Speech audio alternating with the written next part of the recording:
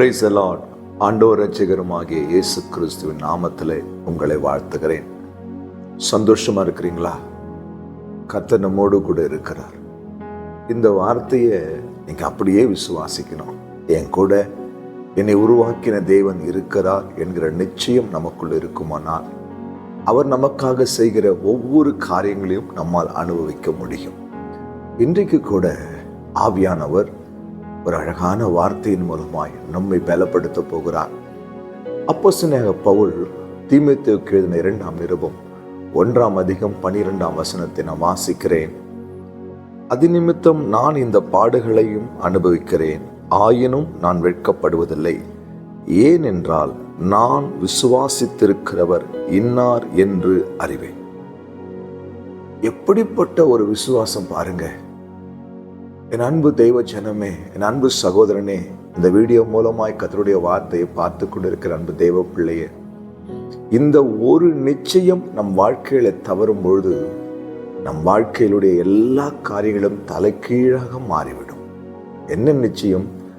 நாம் விசுவாசித்திருக்கிறவர் யார் என்பதை சரியான முறையிலே நாம் அறிந்து கொள்ளாத வரைக்கும் அவர் செய்கிற நன்மைகளை நம்மால் ருசிக்க முடியாது, அவருடைய நடத்துதலை நம்மால் அனுபவிக்க முடியாது, அவருடைய அருகாமையின் ஸ்பரிசத்தை நம்மால் உணர முடியாது.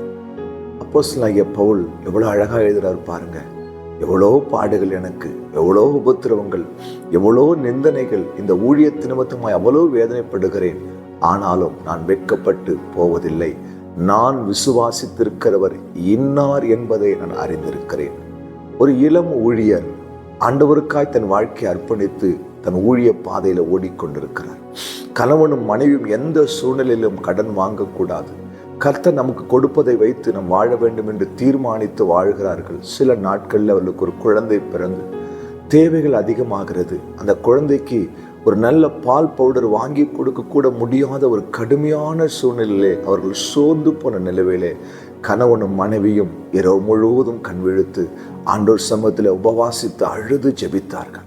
என்ன ஆச்சரியம்! காலை நேரத்தில் அவருடைய கதவு தட்டப்படுகிற ஒரு சத்தம்.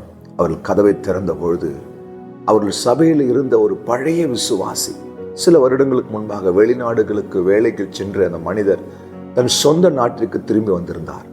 அவர் கைகளிலே ஒரு பெரிய பை இருந்தது. அவர் அதை கொடுத்து, கர்த்தர் இதை உங்களுக்கு கொடுக்க சொன்னார் என்று சொல்லி அவர்களிடத்தில் கொடுத்து அவர் கடந்து போனார். அவர்கள் பிரித்து பார்த்த பொழுது நல்ல பெரிய 2 டின் நிறைய பால் பவுடர், அது இல்லாமல் அந்த குழந்தைக்கு தேவையான துணிமணிகள், அவர்களுக்கு தேவையான கொஞ்சம் பணம் மற்றும் பொருட்கள் நிறைந்த அந்த பேக்கை அவர்கள் பார்த்து கண்ணீரோடு ஆண்டவரை ஸ்தோத்திரித்தார்கள். ஆம் தெய்வ பிள்ளைகளை, விசுவாசித்திருக்கிறவர் யார் என்பதை நாம் அறிந்து கொண்டோமானால் எந்த நிலைமையிலும் நாம் வெட்கப்பட்டு போக மாட்டோம், எந்த நிலைமையிலும் நாம் கைவிடப்பட்டு போக மாட்டோம், எந்த நிலைமையிலும் தலை கவிழ்ந்து நிற்பதற்கு நாம் விசுவாசித்திருக்கிற தேவன் நம்மை ஒருபோதும் கைவிட மாட்டார்.